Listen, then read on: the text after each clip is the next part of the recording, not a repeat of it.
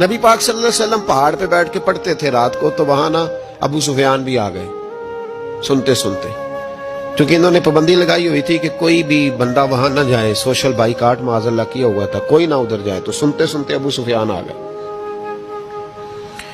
کہتے ہیں حضور قرآن پاک پڑھ رہے تھے تو مجھے لطف بڑا آیا سننے کا، تو وہاں ایک قریب جھاڑی تھی، تو ابو سفیان جھاڑی میں بیٹھ گئے۔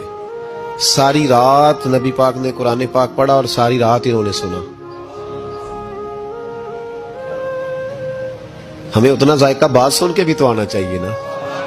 کہتے ہیں اب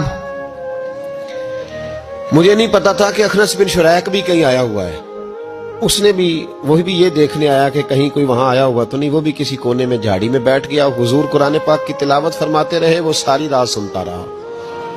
ادھر سے کہیں ابو جال بھی آ گیا، پتھر دل تھا، پر میرے مصطفیٰ قرآن پڑھتے تھے تو کان اس کے بھی کھڑے ہو جایا کرتے۔